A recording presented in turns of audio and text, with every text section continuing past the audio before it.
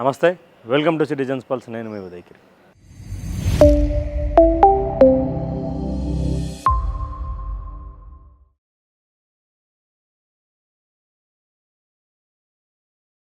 ముఖ్యమంత్రి గారు రోజు రోజుకి మాటల తీరు మార్చుకుంటున్నారా, లేక తన యాస భాషను మరోసారి బయటపెడుతున్నారా?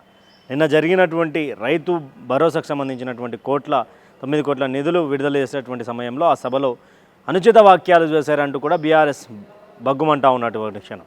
దాంతో ఆ విషయంపై మాట్లాడడానికి మనతో పాటు ఊరుగంటి వెంకటేశం గౌడ్ ఉన్నారు. మాట్లాడే ప్రయత్నం చేద్దాం. అన్న నమస్తే. నమస్తే ఉదయ్. అన్న, ఏంటి అంటే పరిస్థితి?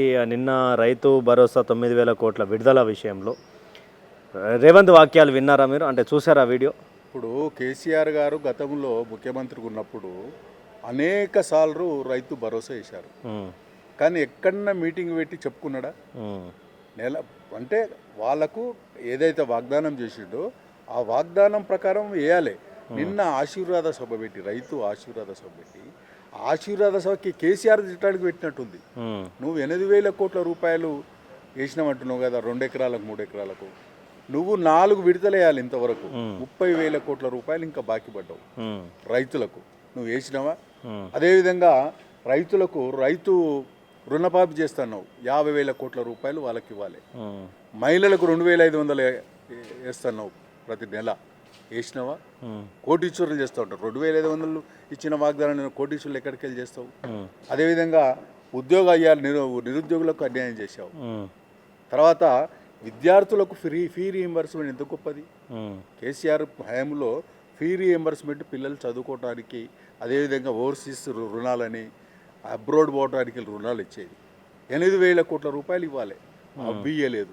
నువ్వు ఏదో నిన్న 8,000 కోట్ల రూపాయలు రైతులకు వేసి ఆ మీటింగ్లో నువ్వు మాట్లాడినటువంటి భాష ఒక పార్టీ అధినేతగా మాట్లాడితే ఏమి మేము అభ్యంతరం కాదు.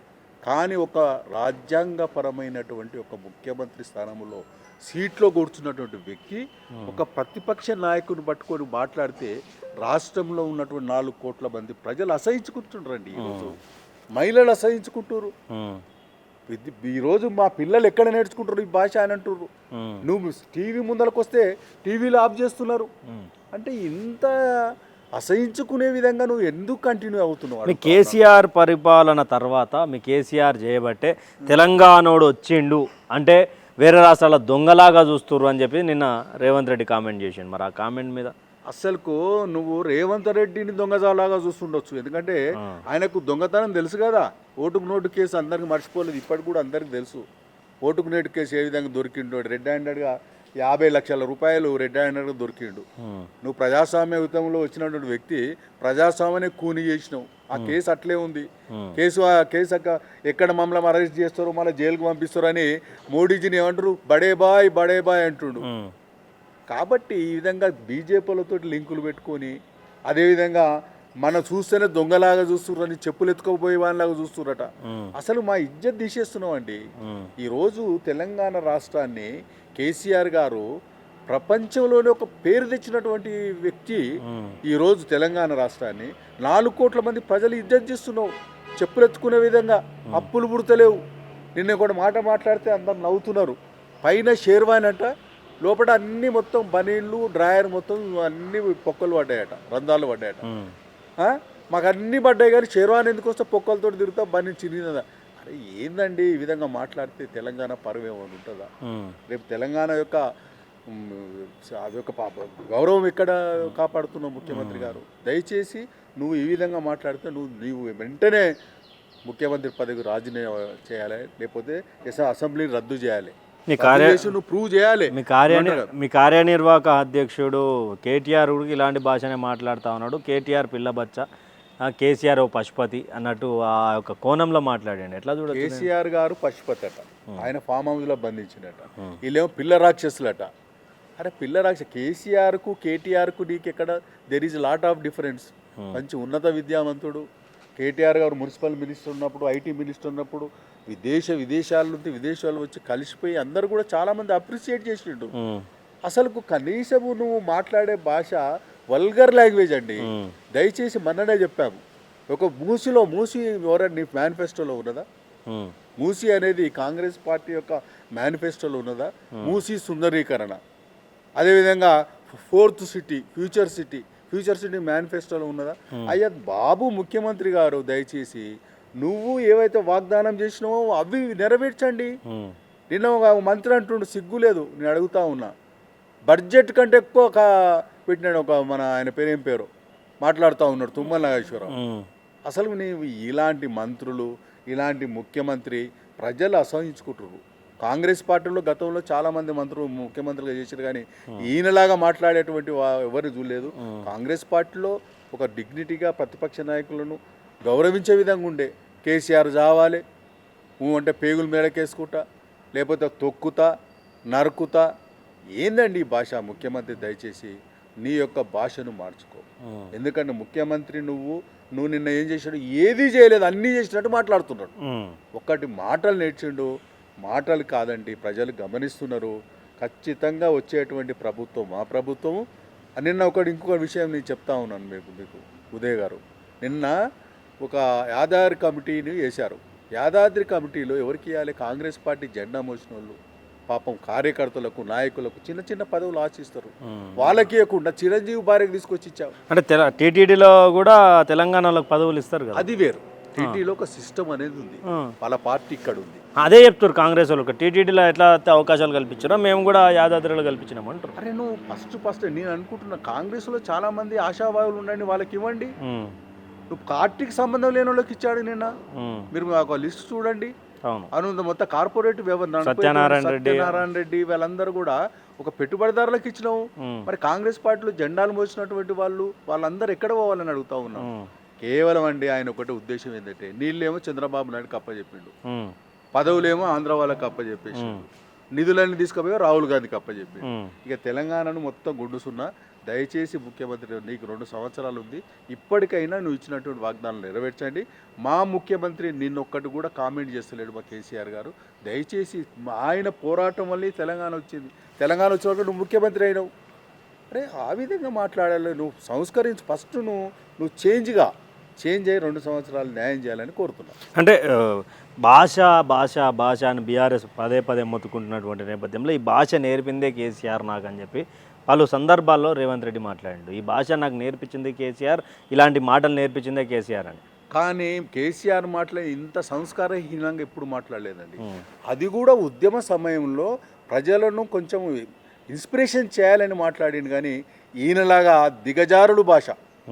అసలు ప్రజలు ఈరోజు మహిళలు అసలు టీవీల ముందుకు రావాలంటే భయపడుతున్నారు. కేసీఆర్ మన రేవంత్ రెడ్డి చూస్తే ఎక్కడ మా పిల్లలు నేర్చుకుంటారు అంటారు. నేను అడుగుతా ఉన్నా, ఫస్ట్ నువ్వు సంస్కరించబడాలి. ముఖ్యమంత్రిగా నువ్వు ఎలిజిబుల్ కావు. ఈరోజు పరువును మా తెలంగాణ పరువును ఢిల్లీ స్థాయిలో మొత్తం తీసేసినావు. మా కేసీఆర్ గారేమో ప్రపంచ స్థాయిలో తీసుకెళ్తే నువ్వు మొత్తం ఈరోజు పరువును భారతదేశ చరిత్రలో మా పరువు తీసేసినావు. అందరు కూడా చెప్పులోకి ఎత్తుకపోయేటోడు విధంగా అప్పు ఉడతలేదు. ఇవన్నీ మాట్లాడే భాష పద్ధతి కాదు. దయచేసి నువ్వు ఇచ్చినటువంటి వాగ్దానాలు నెరవేర్చాలని సందర్భంగా. అంటే మొత్తానికి తెలంగాణలో మేము ఇచ్చినటువంటి ఏవైతే హామీలు ఉన్నాయో అవన్నీ కూడా నెరవేరుతున్నాయి. ఇందిరమ్మ ఇండ్లు కావచ్చు, రైతు భరోసా కావచ్చు, రైతు రుణమాఫీ కావచ్చు, మహిళా బస్సు పథకం కావచ్చు, అన్నీ కూడా నెరవేరుతున్నాయి. కొంత సమయం పడుతుంది. ఆ కేసీఆర్ చేసినటువంటి అప్పు నుంచి మేము బయటకు వచ్చి మళ్ళీ మేము అప్పులు తెచ్చుకొని మళ్ళీ మేము అంతా అభివృద్ధి చేయాలంటే కొంత సమయం పడుతుందని చెప్పి బట్టి కానీ తర్వాత శ్రీధర్ బాబు కానీ వీళ్ళందరూ మాట్లాడుతూ ఉన్నారు. ఇప్పటికే 4 లక్షల కోట్లు అప్పు చేశారు. 2.5 సంవత్సరాలు అయిందో లేదు. మా కేసీఆర్ గారు ఉంటే 2.5-3 లక్షల కోట్లు అప్పు చేసిండు 10 సంవత్సరాల్లో. అది చేసి మహిళలకు డబ్బులు వేశాడు, రైతు బీమా ఇచ్చాడు, దళిత బీమా ఇచ్చాడు, అదేవిధంగా ప్రతి ఒక్క పిల్లలకు ఫ్రీ రియంబర్స్మెంట్ ఇచ్చాడు, తర్వాత రైతు రుణమాఫీ చేశాడు, అదేవిధంగా కాళేశ్వరం కట్టాడు, అనేక ఉత్పాదక ప్రాజెక్టులు తీసుకొచ్చి డబ్బులు ఖర్చు పెట్టాడు. తెలంగాణను ఒక బంగారు తెలంగాణ మార్చినటువంటి తెలంగాణ మా కళ్ళ ముంగలే ఆగమైపోతుంటే మాకు చాలా బాధ వేసింది ఒక బీఆర్ఎస్ నాయకులుగా. కాబట్టి ఈ తెలంగాణ రాష్ట్రం మళ్ళీ అభివృద్ధి చెందాలంటే పూడ్చుకోవాలంటే దాదాపు 4 లక్షల కోట్ల అప్పు చేశాడండి. ఇప్పటికీ నిన్న మీరు చూసారు 70,000 కోట్లు అప్పు తెచ్చినాడు. అడుక్కొని తెచ్చినట్ట. అంటే ఉన్న భూములు అమ్మేసుకుంటుండు. ఫ్యూచర్ సిటీ అని అక్కడ ఉన్నటువంటి యొక్క బడుగు బలహీన వర్గాలు చిన్న సన్నకారు రైతుల యొక్క భూములన్నీ కూడా 2 ఎకరాలు 3 ఎకరాలు గుంజేసుకొని రియల్ ఎస్టేట్ వ్యాపారం చేస్తుండే. అక్కడ ఫ్యూచర్ సిటీ ఎక్కడ ఉందో ఒక్కసారి చూడండి వెళ్ళి. ఒక బిల్డింగ్ తప్ప ఒక్కటి లేదు. అంత మోసం అండి. భూములు గుంజుకోవాలి, దాని పేరు మీద రియల్ ఎస్టేట్ వ్యాపారం చేయాలి, లక్షల కోట్లు సంపాదించుకోవాలనే ఉద్దేశం ఇది. ఆయనకు అర్థమైపోయింది, నువ్వు ఎప్పుడు ఎలక్షన్ వచ్చినా పోతా, ఈ ఒకటే ప్రాజెక్టు పెట్టుకున్నాడు, డబ్బులు సంపాదించుకోవాలి. కాంగ్రెస్ మంత్రులు అట్లే ఉన్నారు, కాంగ్రెస్ ముఖ్యమంత్రి కూడా అట్లే ఉన్నాడు. కాబట్టి ఈ యొక్క తెలంగాణ ప్రజలకు ఒక ఎట్లా అయిపోయిందంటే వీరు ఒక ఎప్పుడు పోతారా అని ప్రజలందరూ కూడా ఆలోచిస్తారు. కాబట్టి రేవంత్ రెడ్డి గారు దయచేసి మీరు ఇచ్చినటువంటి యొక్క మేనిఫెస్టోలో చెప్పినటువంటి వాగ్దానాలు నెరవేర్చాలి. కనీసం 2 సంవత్సరాల్లో ఒక పరిపాలన చేసి మంచి ముఖ్యమంత్రి కావాలని కోరుతున్నాను. ఫైనల్గా ఒకటి చెప్పండి వెంకటేష్, ఇక్కడ కేసీఆర్ రాక్షసుడు, రేవంత్ ప్రజాపాలకుడు అని చెప్పేసి కాంగ్రెస్ సోషల్ మీడియా హ్యాండిల్లో కానీ కాంగ్రెస్ నేతలు కానీ మాట్లాడుతున్నారు. నిజంగా రాక్షసత్వ నియంత పాలన చేసిండు అని చెప్పేసి కూడా పెద్ద ఎత్తున కాంగ్రెస్ ఆరోపణ చేస్తుంది ఇది కేసీఆర్ మీద. అరే నియంత పాలన ఎవరు చేస్తుండు? రేవంత్ రెడ్డి గారు. అందుకని చెప్పిండు కదా, హైడ్రాన్ తీసుకొచ్చిన ఎవరు నాకు మన స్ఫూర్తి ఇన్స్పిరేషన్ హిట్లర్ అన్నాడు. అంటే హిట్లర్తో ఆయనే పోల్చుకుండు కదా. నియంత కేసీఆరా రేవంత్ రెడ్డా? రేవంత్ రెడ్డి హిట్లర్ అని ఆయన చెప్పుకుండు కదా. హిట్లర్ అని ఈరోజు మూసి పేరు మీద, ఇక బ్యూటిఫికేషన్ పేరు మీద ఈరోజు ఆ పక్కన ఉన్నటువంటి యొక్క బడుగు బలహీన వర్గాల పాపం 60 గజాలు 70 గజాలు కొనుక్కొని రెగ్యులరైజేషన్ చేసుకొని హౌస్ ట్యాక్స్ కట్టుకుని నివసిస్తున్న వాళ్ళు ఇల్లు రాత్రి కూడా కొడుతుర్రు. వాళ్ళ ఉసురు తలగదా రేవంత్ రెడ్డి? నీ ఉసురు తరుగు, ఖచ్చితంగా నీకు 100% దానికి ప్రతిఫలం ఉంటుంది. దయచేసి నువ్వు పేదవాళ్ళకు జోలికిపోయి పేదవాళ్ళకి న్యాయం చేయండి చేతనైతే. అనవసరమైనది మా కేసీఆర్ తెలంగాణ లేకపోతే నువ్వు ముఖ్యమంత్రి అయ్యేవాడు. గతంలో ఎంతోమంది ప్రయత్నం చేశారు. ఎవరు మర్రి చెన్నారెడ్డి ప్రయత్నం చేశాడు, ఇంద్రారెడ్డి గారు ప్రయత్నం చేశారు, చాలామంది నాయకులు ప్రయత్నం చేశారు, కానీ తెలంగాణ రాలేదే. కేసీఆర్ అనుకుంటే తెలంగాణ వచ్చింది. ఈరోజు ఆ తెలంగాణను అభివృద్ధి చేయాల్సింది పోయి ఉన్న తెలంగాణను నాశనం చేస్తే మాత్రం తెలంగాణ వాదులు ఖచ్చితంగా ఈ యొక్క రేవంత్ రెడ్డిని ఖచ్చితంగా ఎదుర్కొంటామని సందర్భంగా తెలియదు. రైట్. అంటే పూర్తిగా తెలంగాణ రాష్ట్రంలో ముఖ్యమంత్రి తన హోదాను మర్చిపోయి, అంటే ఇతర ప్రతిపక్ష నాయకుడైనటువంటి కేసీఆర్ కనీసం రేవంత్ రెడ్డి పేరు తీయకున్నా కూడా పెద్ద ఎత్తున కేసీఆర్పై, కేటీఆర్పై, బీఆర్ఎస్ నాయకులపై చేస్తున్నటువంటి వాక్యాలు చాలా బాధాకరమైనవి. ముఖ్యమంత్రి హోదాకు దానికి బస్టు పట్టిస్తూ ఉన్నాడు అనేది కూడా వెంకటేష్ మనతో మాట్లాడినటువంటి విషయం.